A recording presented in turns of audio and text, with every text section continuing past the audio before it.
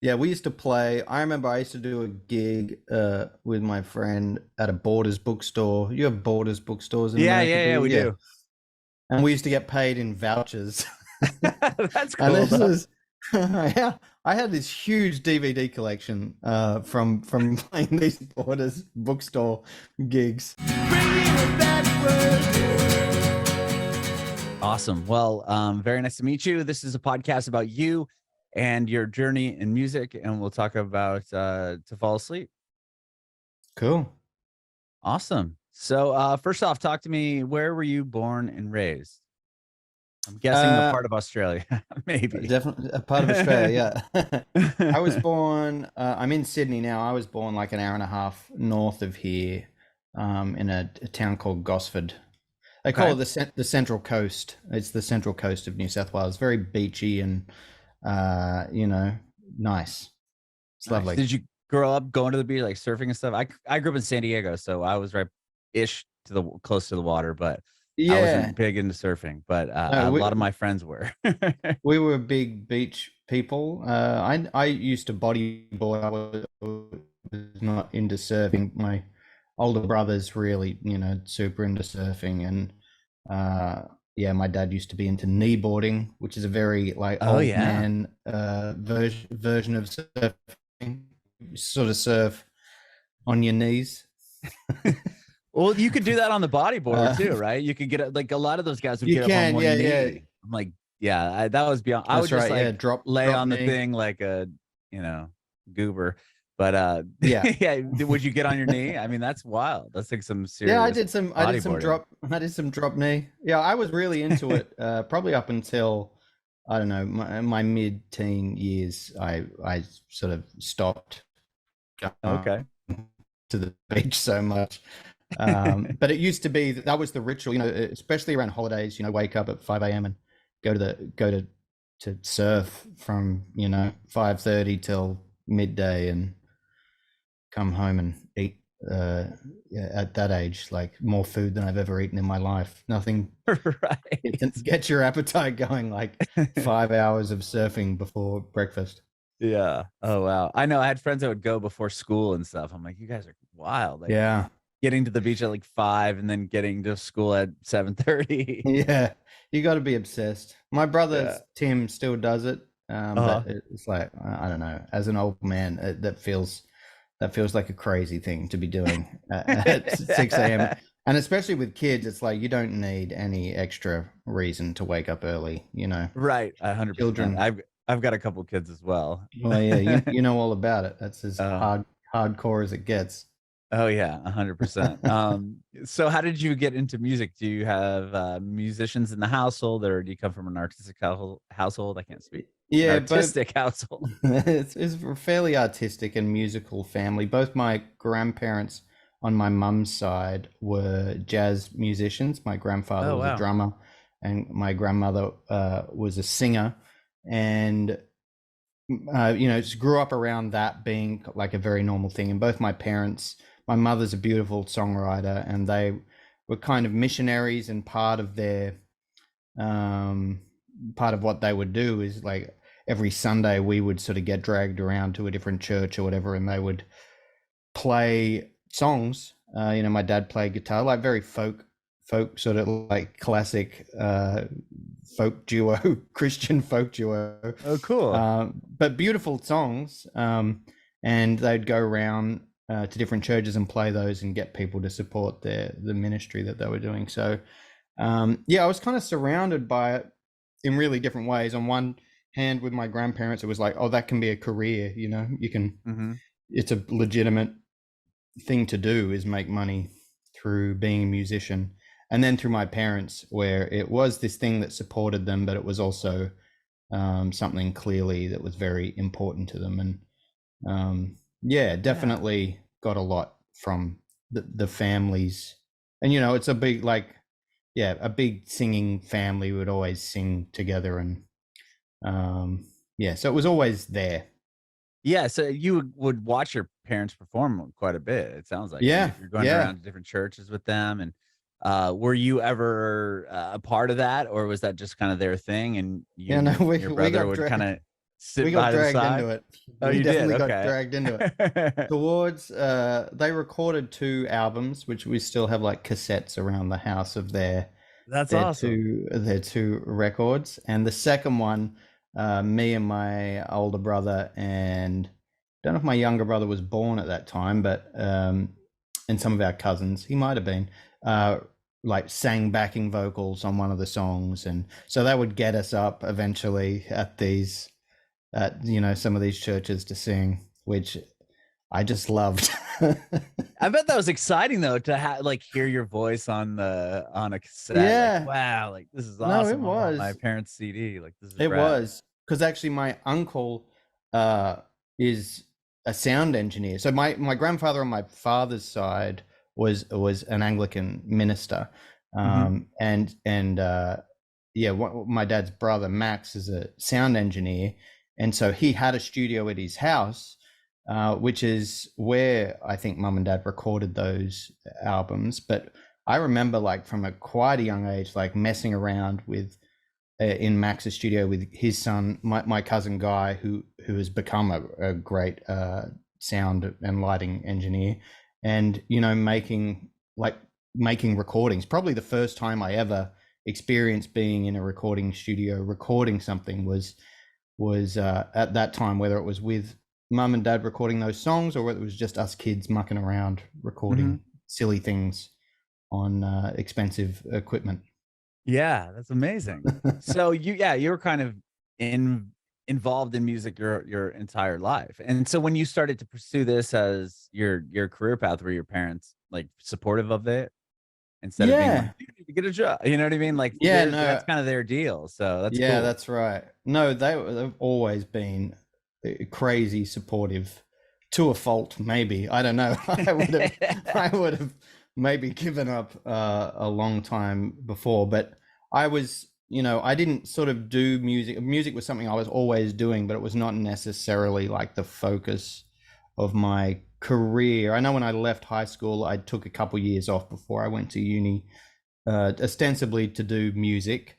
Hmm. Um, and I had a little duo with a friend of mine, and you know, I recorded, spent some of my own money, and had like an EP recorded. But it was all very, I don't know, it's a different time as well. It's like the very early 2000s. I There was no plan. I didn't know very much about the music industry because for all of the kind of for all the people around music I had in my family, no one was really in the industry, and Hmm. I didn't really know anything about the music industry, and I'm not very good at asking questions or asking for help or finding things out. So I just kind of did my own thing, and it didn't really go anywhere. And eventually, after that 2 years, I went and I studied fine arts, which is like painting and filmmaking were the other things I was really passionate about and interested in. And so I ended up taking like 4 years, starting as a fine arts degree and then basically finishing as a film making degree Wow. in Sydney. And So yeah, that was like a long journey, and I didn't come back to music till sometime after that, really.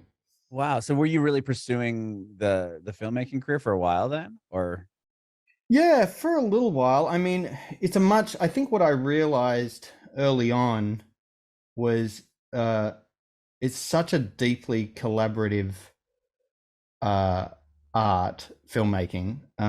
It's very hard to just do something. And in some ways, like painting was always the thing that made the most sense to me, which is what I first went to university to study because it was so immediate. And I still kind of feel this way. It's like I could get 95% of what I get out of my music, I think, from painting. You kind of can just you have an idea and then you do it, and you can just be Mhm. in a room and do it. And filmmaking was a really different process, and I would love coming up with ideas, and I quite liked the editing process, bringing everything together and when it was just me and I could kind of just as quickly as possible get the things in my head out. But when it came to all of the logistical things involved in actually shooting something, I just, yeah, I found that really hard. And I think part of why I drifted back to music was just frustration of like wanting to make something now, you know. Right. Yeah, it's a And film massive was, process to do a film, even it's a sorry, go ahead. even a short film is a huge process. I mean, And yeah, I'm what fundamentally impatient or something. because you got to get everybody together, right? Actors, everything. And then when the Yeah, footage is done, you got to take all the audio. You got to get, there's just so many moving pieces. And that's, I yeah, was, before I did radio for a long time before I continued to just do this podcast, but like television and film were something I was also interested in. And it was like, you'd watch a movie and be like, why do they need 10 million people to work on this? And then you see why you do. You're like, yeah. oh, well, there's so many parts that you have to think about, like all like happening at once, and then getting everybody together. I guess it's kind of like being in a gigantic band of some sort. Like everybody I has to be on the suppose, same yeah, page. You know what I mean? yeah. And I would find too, like a lot of the times, I'd have an idea, and by the time you got through all of these steps, these production steps, I'd have like moved on emotionally and creatively. I'm like, I don't even care about this. And this happens in music, you know, as you would know as well. Like you work on an album for however long, and then by the time you come to release it, you feel like I don't care about any of this anymore. This is You're like, yeah, you're just numb, or just kind of, you've heard the yeah, song so many times. You're like, that's is right. anyone gonna care anymore? Like no one's heard And it yet. that's right. And with filmmaking, I think like you can get there before you've shot a single second of footage, you know, just because Right. it takes so long to. So I don't know. Maybe that was the thing. I do love it. Sometimes I think about getting back into it, and obviously music videos are a way we can kind of dabble. But even that, honestly, when I came to do this last video I did and I was talking about it with my manager, it was still because we floated me, you know, directing something. It just like just the idea of doing that work, yeah, really took it out of me. So it'd have to be something I was deeply passionate about. And I'm not saying it won't happen, but I'm very happy like being able to make music at the moment, and that's Sure. all I'm thinking about. So you were Yeah. doing music up until you said you took a year or a couple of years off between high school and university to focus on music, and then Yeah, you that's right. what, just were burnt out on it, or like what made you want to go do, you just were interested in film? Well, Like how did you I'd make that already decision? I'd already I'd already gotten into the fine arts course to do painting when I finished high school. Yeah. And so I deferred it those 2 years to do music and to see what happened. And Oh, so, got it. yeah, when I came back, uh, I don't know. I think I was felt relatively negative about. It's so hard for me to remember what my headspace was at the time, but I Sure. don't think I felt great about it all. You know, I'd put a lot of effort into things, and that's really the story of the first like 15 years of my music career, and me like working very hard and putting a lot of energy and effort into it, and then just having things be flatly ignored Mhm. by everybody. And so I was feeling a bit defeated by it, but I was also really passionate about painting. I was desperate to do more of it. And it was 2 years into my fine arts degree that I wanted to shift more to filmmaking. So I actually changed universities and got some credit for those couple of years, Okay. and finished up my degree at UTS in Sydney, a different university to the one I was at. And yeah, by the time I finished that, I didn't really do. I was doing bits and pieces of music in and around, but um, yeah, I was not.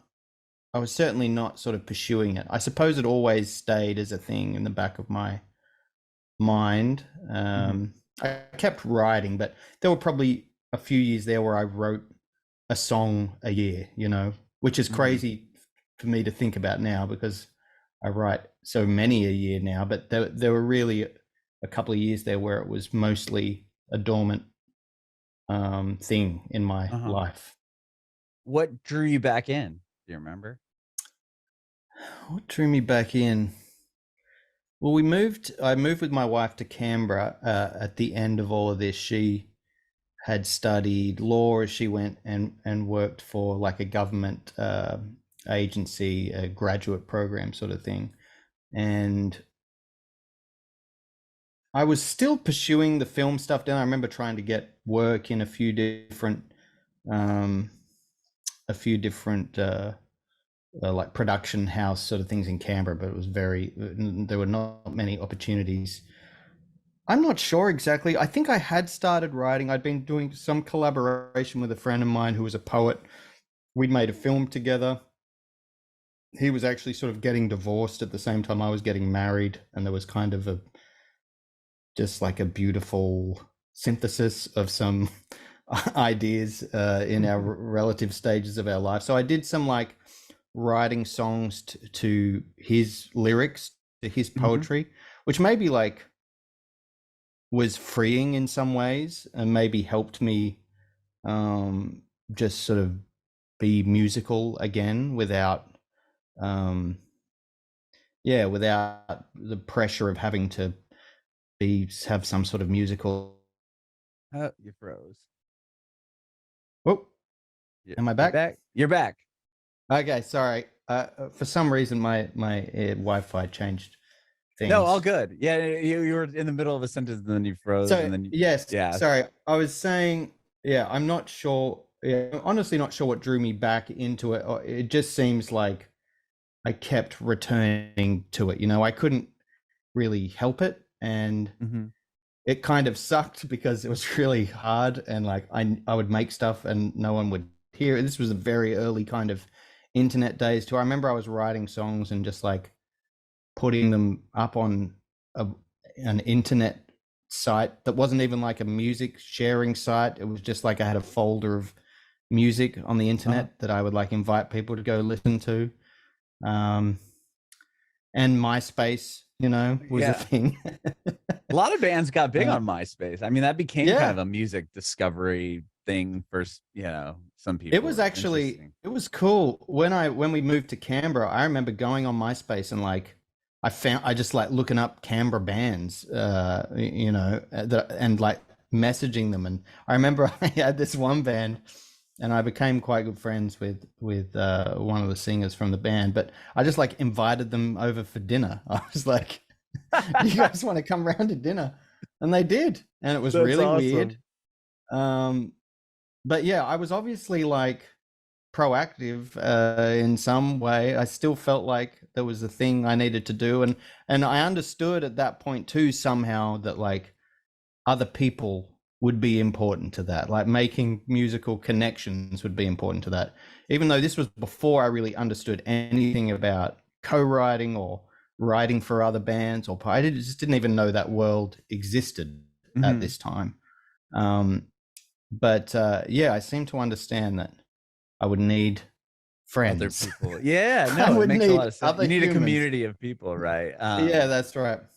Yeah, it's interesting because I would imagine you said earlier that, you're putting a bunch of stuff out or working on a bunch of music and then like no one was coming to it. And you're like, you could get, like, oh my, like, is this worth it? I'm wasting all this time. Like, what kind of change? I mean, you said that you worked with your friend and he had poetry and you're kind of putting it together, your music with that. But like, when you kind of got back into writing, was it through writing for other artists? Like what kind of was the first, like, I don't know, I guess validation that you should keep doing the music thing?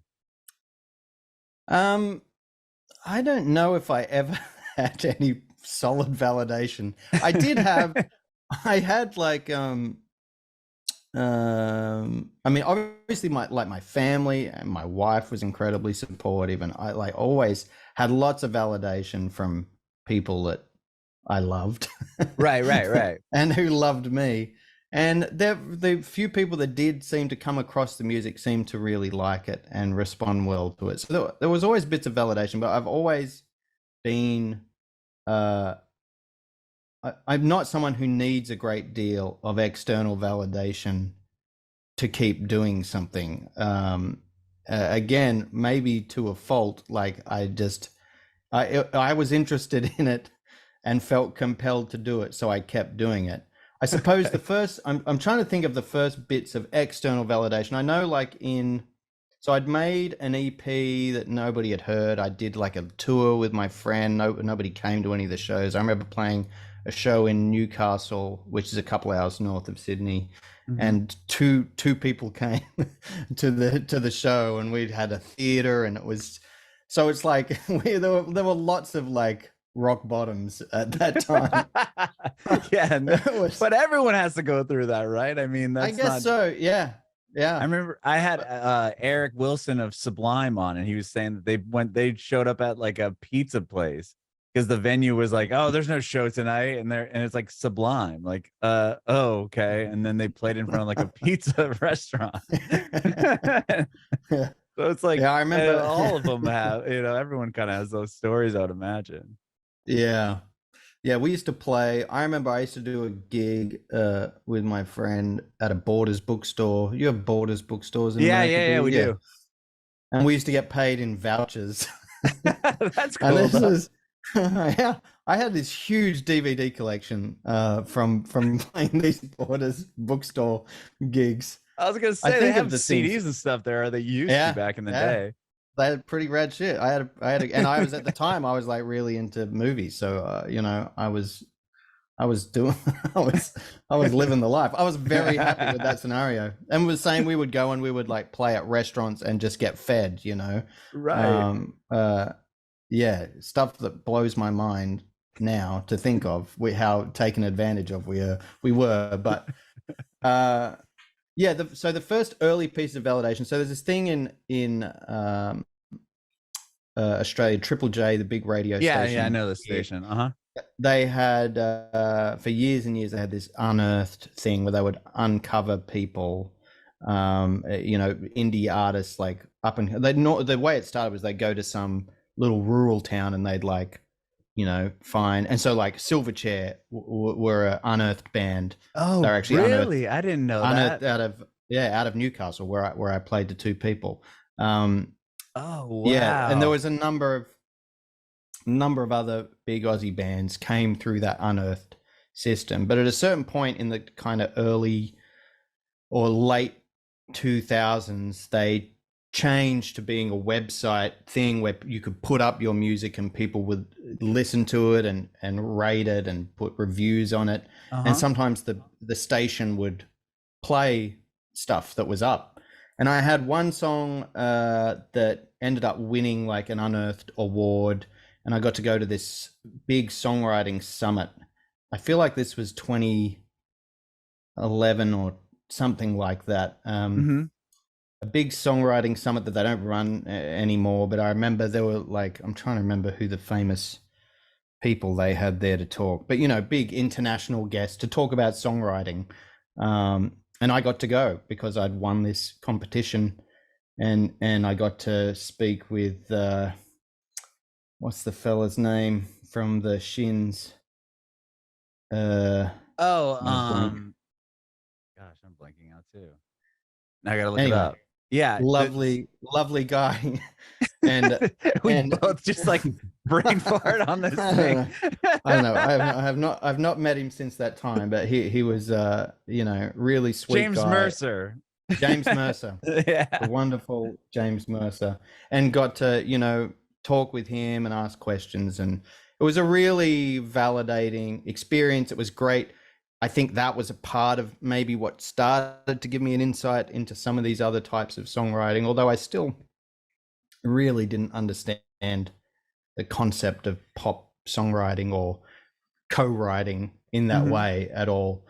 And so at that time, my music was getting like pretty esoteric. I was like, I was writing more like indie rock, kind of Grizzly Bear-esque stuff, and I was traveling up to Brisbane to work with a friend of mine, and we would record everything to tape, and they were beautiful records, and I still love that stuff, but it was like it was really time consuming. It was kind of what I was saying about film. It was like this, I would do these little demos on my laptop, which is still up on the internet, and you can go listen to, like, through my laptop microphone. I would record these demos, and then I would take those up to Brisbane, where my friend Matt was, and we would just like start again, and I would play the drums in and play the guitars in one at a time and just kind of layer things up. And it was really costly, and the result was beautiful, but it was slow in that way that filmmaking is kind of slow, and it was frustrating in that way. And it was around that time, probably 2011, 2012, I saw this video of Pharrell like making beats on YouTube, and I was like, oh, I think I could do that. And I had started doing some production stuff. I'd actually gotten, a friend of mine had sort of gotten me into the world of like commercial production, and so I had learned how to use Logic. I'd learned how to produce things. I'd had some television commercial things work out for me, and I kind of, that was one of the things I think that sort of pulled me back to music, was like, oh, I can earn some money doing this thing too, this is like getting paid to do ads. And because so you were writing what, just like the background music for it? Exactly, like jingles and that's cool. And not really, I feel like I've never really written a jingle, where you've got like you come up with a fun rhyme for the name of the brand. Yeah. I never really got to do that. By the time I was doing it, it was all like, basically, we're not going to pay to license this song. Can you do something similar? Which now I find kind of abhorrent in a lot of ways. But as a struggling, musician, it was great to be able to earn some money doing that stuff. And I did learn a lot of skills. And yeah, around that time I saw the Pharrell video, I was like, I should just make like a pop. I should just like take all these skills I've learned from advertising and like make like a pop project. I can record everything at home. I can put it up on the Triple J Unearthed website, and it can be like something that they would actually play on the radio, unlike the more esoteric stuff I had been writing. And I did that, and I called myself Thief. That was the artist name, and Triple J played it, and it kind of, that was the first like big affirming thing, because through that, I ended up traveling over to South by Southwest and the Great Escape in the UK, and having lots of touring opportunities, most of which I really despised. I was not, I found it really hard. I'm just not made for that life at all. And at the same time, I didn't feel like the music was very representative of who I am. It was more like this interesting project that I was doing that I liked. I liked that it was different to anything I'd done previous, and that was like big and electronic, and that was all appealing to me. So in 2014, it was when I was in London actually for the Great Escape as Thief. I did a songwriting camp that APRA, our PRO here, organizes. They're called Song Hubs. They organize them all. I've done them all over the world now, but this was the first one I'd ever been involved in, and it was my first exposure to writing with other people and writing in that pop room scenario. So this was 2014, and I just loved it and was immediately like, oh, this is the thing I want to do. I don't want to be going around playing these songs. I'll happily write the song, and then someone else can go around and do all this stuff, and I can just play it, and I can just stay home.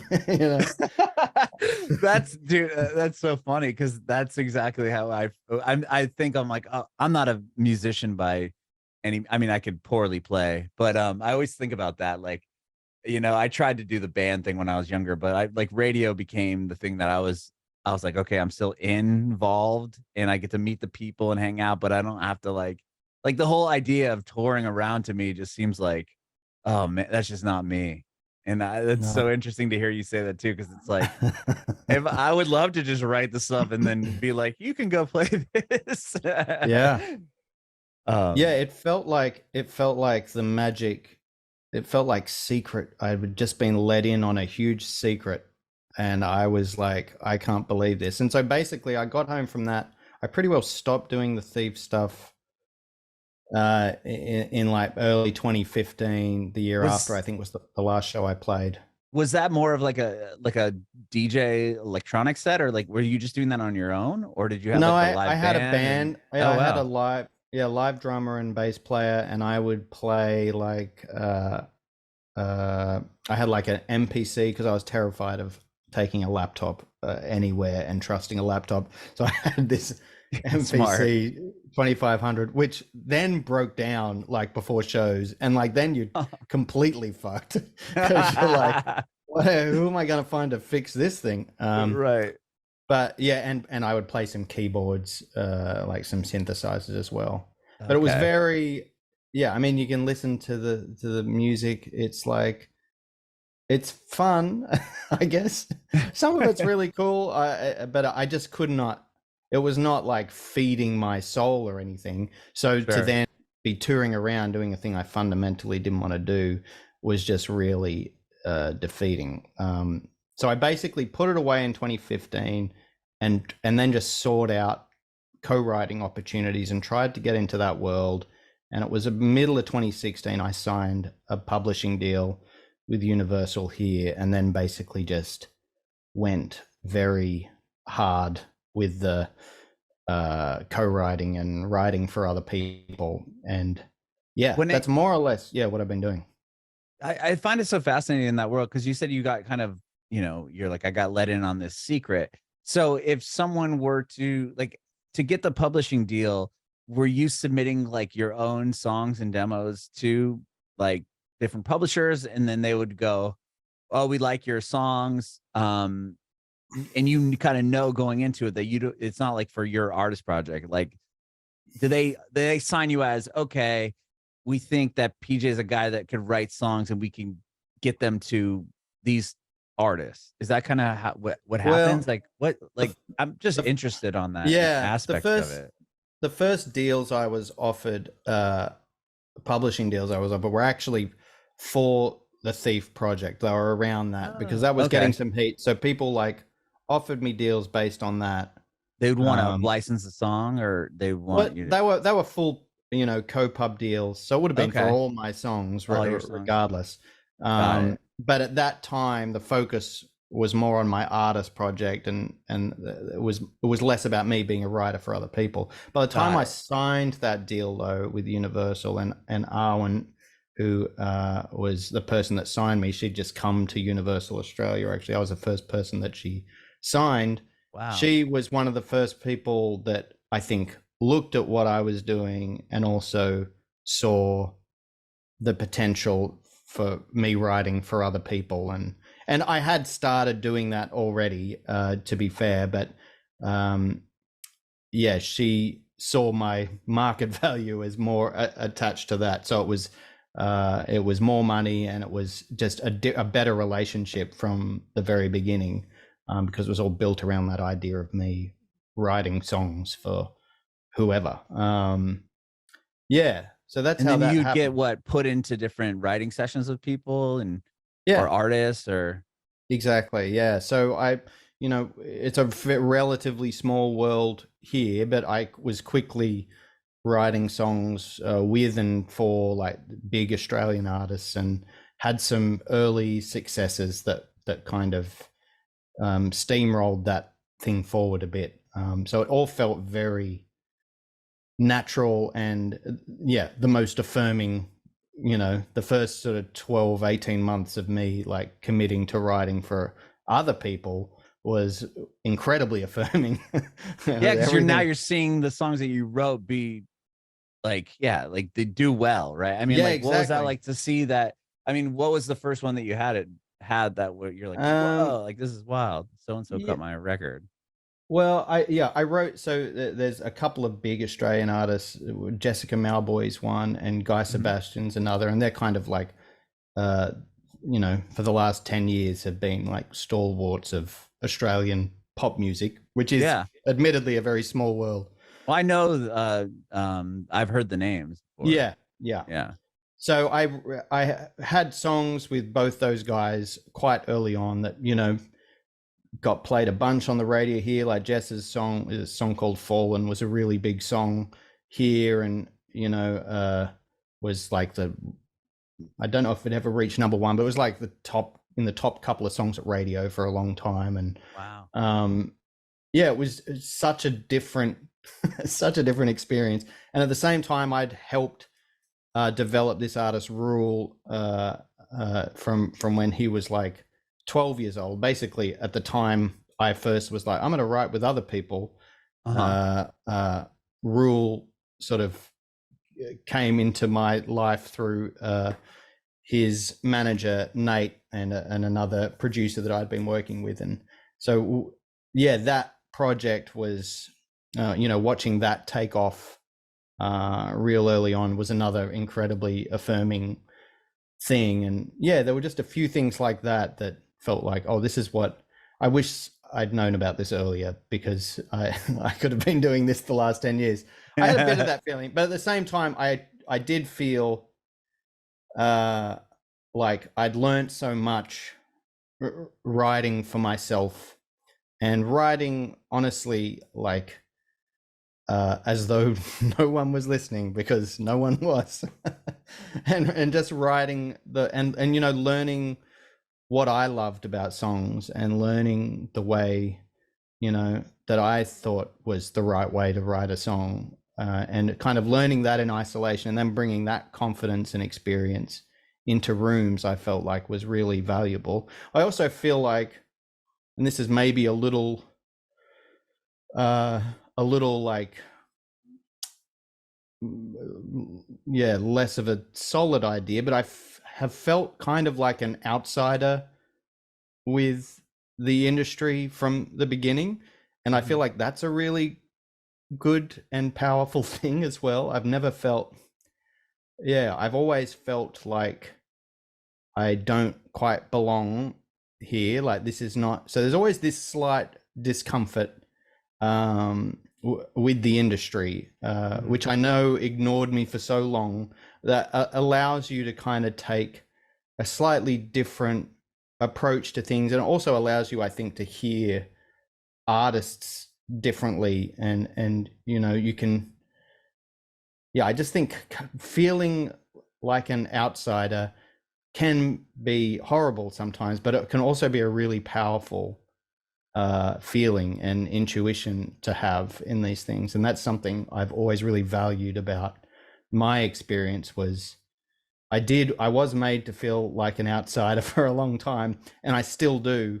And I'm like quite, I try and hold on to that feeling, honestly, as much as I can, because I think it helps the art at the end of the day.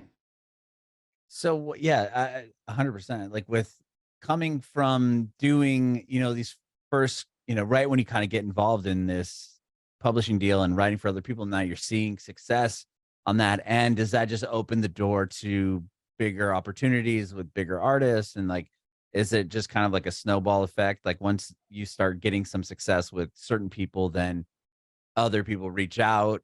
And is that kind of how, you know, I mean, you've worked with some huge names, but was that kind of what really snowballed the career? Yeah, basically, you know, opportunities lead to other opportunities, and I find like, if people enjoy being with you in a room, they're going to, you know, want to do it again, and they're going to recommend. And it's great, obviously, like having tangible success is good, and having things that work is really good. But almost as important is just like having people, being someone that people enjoy being in a room with. And I know that I'm not everyone's cup of tea, but the people that like working with me really like working with me. And yeah, I got a number of opportunities, and a big one was going to these camps, like in these Bali camps in particular, where I met Noah in 2019. Oh, And that's where you met her. Yeah, so Okay. that was at a songwriting camp, the Bali Invitational that I'd been to two times previous. I think I went, 2017, 2018, 2019. Those 3 years I went to those camps, and they're always wonderful experiences, and super amazing writers and producers would attend, and there would be like a contingent of us, like smaller writers from Australia, who would also go and have an opportunity to work with these guys. And yeah, that was it was that last trip of those 2019 when I worked with Noah, and we wrote July, which turned into a really big song and has really steered the direction of a lot of what I've done since, because it just the style of songwriting, it was much more where I was at, and I suppose the connection between what I love personally about songwriting and music and what I was doing professionally and creatively became most kind of aligned, and at the same time had the most success. So it felt like a really key turning point, I think, that, and meeting Noah and continuing to work with her and having that be such a great relationship. Yeah. Wow. Oh, so that song July came out of that songwriting camp that you Yeah, guys that's did? it was the first day of that 2019 camp. The first time I'd Oh, written with wow. Noah, the very, very first thing we did together, with Michael Saunier, another great writer producer. And yeah, it was really magical. It felt pretty magic at the time, and yeah, It became, yeah, massive, massive song, yeah, obviously. And then you worked on the next couple releases with her, right? Of yeah. her I stuff. I moved to with my family to LA later in 2019.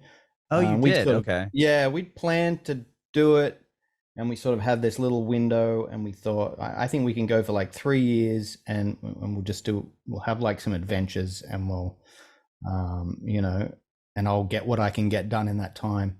And that was like at the end of 2019. So, Oh my gosh. like 5 months later, everything was shut down, and our kids couldn't go to school and all of that. So yeah, we moved back to Australia sort of end of 2020. In the end, we were there Okay. like a year.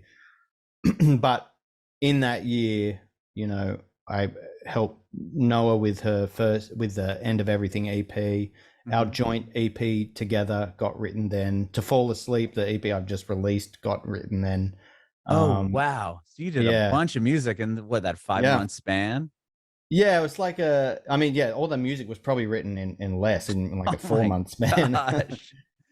But yeah, and then when I moved back at the end of 2020, we started working on Noah's album, just remotely, and pretty well worked with her remotely until I went over there at the beginning of this year, and we did some in-person stuff for the first time in like 3 years. That was the first time I'd been back in February this year. Oh So my gosh. everything had been written like this, in Zoom. Wow. Well, at least you obviously you had that connection and that relationship prior Yeah, to it. It wasn't like no, she totally. pops up on the screen and you're like, okay, let's figure this out. Because I would imagine that being very difficult. Did you have to do other co-writes that were Yeah, in this setting that you hadn't yeah, with no, people you I hadn't worked with before? I did like, I mean, for a time it was all like this. So I remember I was working with Ruel for his album when I was in LA, all on Zoom. I would work, I did some sessions with other big artists who I'd never met before, all on Zoom. And Yeah, that's what I was finding it's a wild. challenging, it's a challenging thing. And it doesn't always, Zoom, yeah, writing on Zoom, it doesn't always work out, but I find it like it can be just as great, and you can write incredible stuff. It doesn't need to be a limiting factor. I find the only really limiting thing is the time you can spend doing it. Like, you would know, talking on Zoom, I find 3 hours and I'm like, I'm Oh done. yeah. you can't look at a little face on a screen for longer than 3 hours. Hey, You just can't do that. that's funny. That's kind of my max. Like I'll do like 2 to 3 interviews Monday through Yeah. Friday a day, and it's like the days I do a makeup and I have to do like more than 3. It's like I'm just so drained from just looking at the screen. Yeah. No, your When you're brain around just, people, it's like it's just such a different vibe. that's right. And I think it's like there is a thing of when you're on a screen like this, like you have to like focus harder on body language and all of those things. A lot of the things that we just intuit naturally, you don't get to on a Zoom screen. So you have to be like engaged at a different level.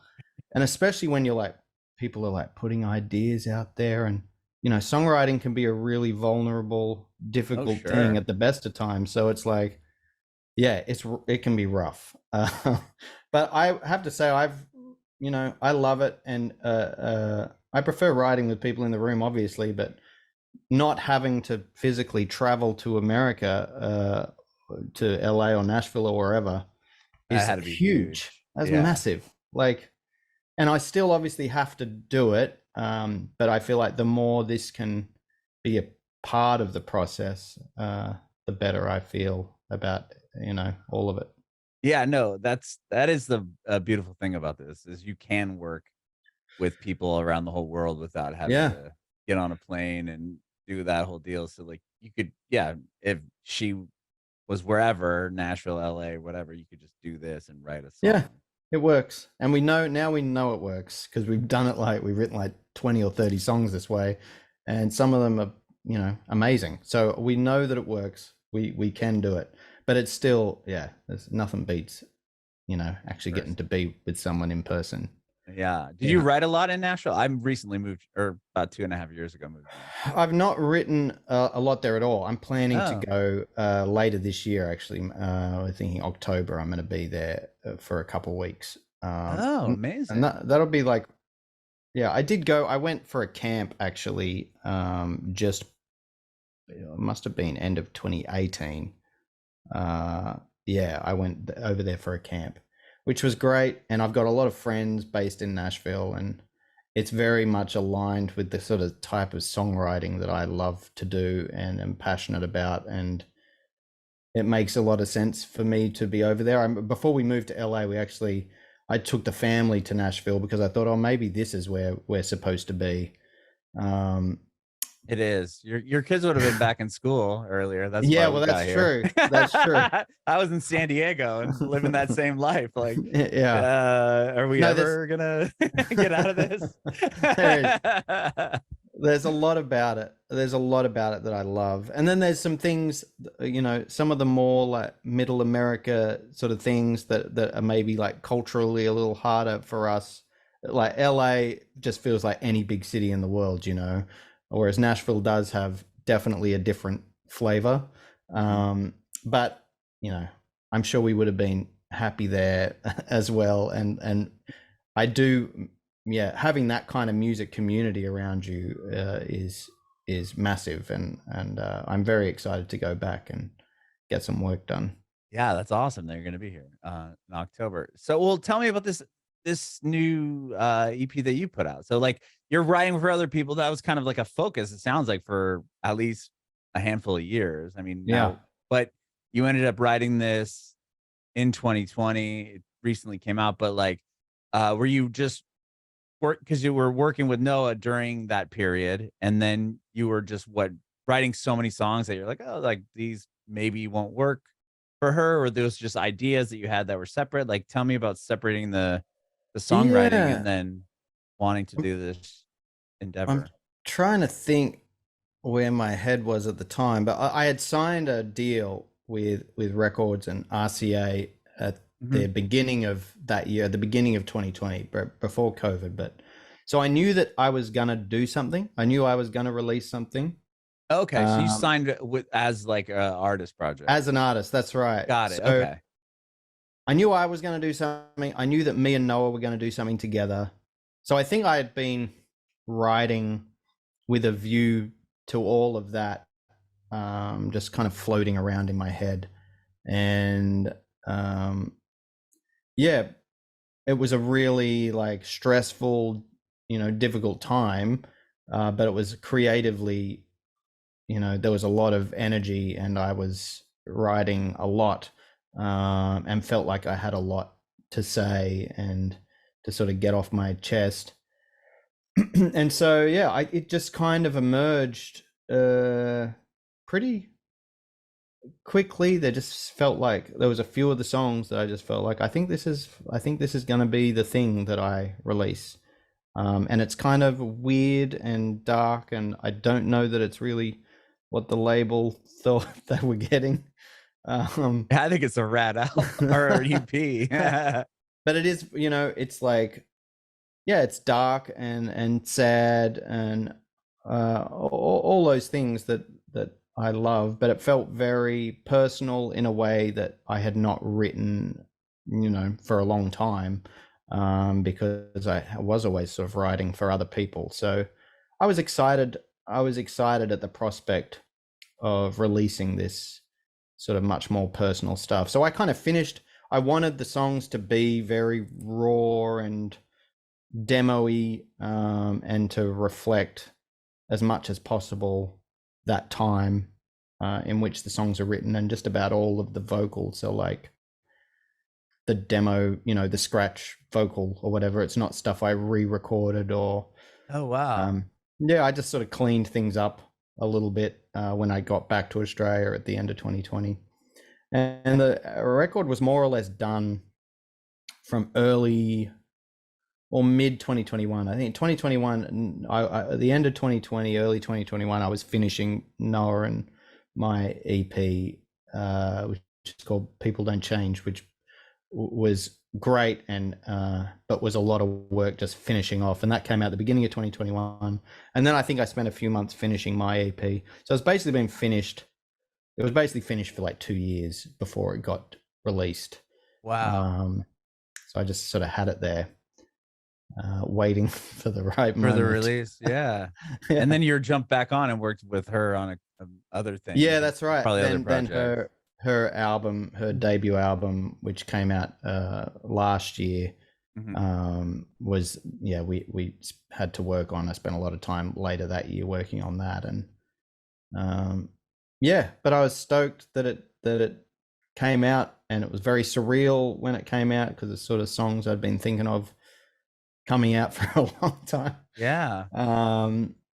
And yeah, no, I'm really happy that it's a thing that's out there in the world now. That was it's rad. I love that you use the kind of those first takes on the vocal. I've had other artists on my show where they'll say this, like a similar thing, where it's like they'll do a take during the pandemic in the closet with like a some $100 Shure mic or whatever, and then they'll go to the studio and like, okay, I'm ready to do the vocal, and it just, the energy and just like it's like it because they've sang it so many other times, like you just don't have that same like emotion behind it. Or did you not even try to do them again, or was that kind of like, were you having that similar issue?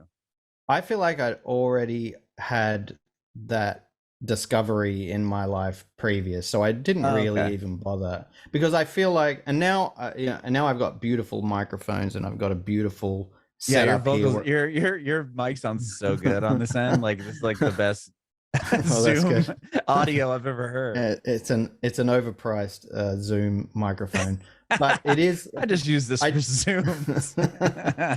I do think, now it's something I really value, because at the time I was not recording on a nice microphone. I had like a cheap little microphone, and you're recording out of bedrooms. But that there is, I don't know what it is, but there's like a magic involved in writing a great song, and sometimes there's like this magical energy in those initial moments after you write a song. And if the vocal can if you can still like capture some of that in that first vocal, almost like some of those things are still like not worked out, and you're just working out the little melody details and things as you sing the song, as you record the track. I feel like those are the times I find that the lead is the most magical, thing. And yeah, like now I've tried to make it my situation so that like sonically everything's as good as it can be, so that when I do sing that first thing, I don't have weird noises and hisses, and it's got as good a chance to shine and have as much detail in it as possible. But yeah, there is definitely something true to those first recordings, just having something that you'll never ever get back. You cut it a million times and you'll never recapture that thing. Right. So yeah.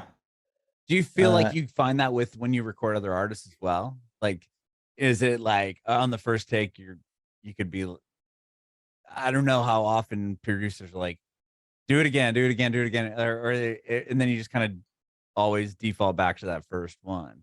Yeah, I mean, I think often it comes more from the artist. There are some producers who are like that, but I think a lot of the times artists are like, let me do it again. Let me do it again. Oh, got it. Okay. Can I? And I'm like, I think the first time or the second time you nailed it. Right.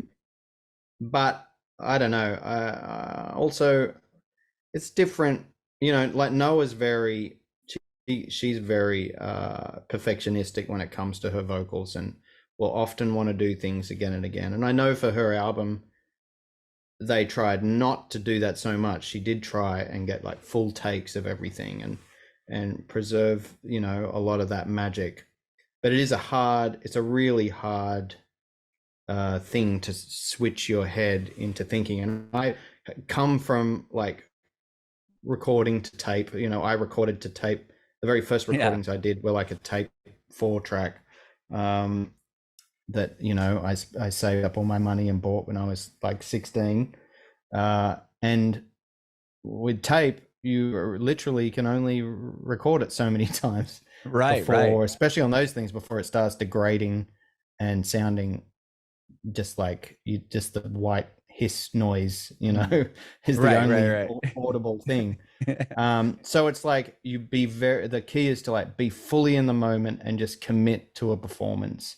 And don't try and get it right. Just try and be there, with it. And that is my kind of philosophy with making records now. It's like I just try and every part, is an opportunity for something really magic to happen, and you just got to be present. And yeah, I rarely record instruments more than once or twice when I'm producing a record. Oh wow. Unless I really fuck it up, I try and it's like if it felt good, if I felt like I was present for it and it felt good coming out, then it's like I'm not going to do better than that. There's not. Yeah. And all the little things all the little bits where you didn't hit the note quite right, like you'll just learn to love all of those things. Yeah, that's the crazy thing, is that we love the little mistakes and the little. Well, it makes obviously there are some things. I mean, yeah, that's right. There's some things there. It's like if you just like the loud note clangs, the wrong note clangs really loudly through something. That's fine. We can change that. And I don't have a problem too with using Melodyne to like fix a shonky note that I did in the middle of an amazing performance. Like I feel like that's fine. Right. I'm not a perfectionistic. I'm not like an idealist to that point where it has to be, you can't touch it.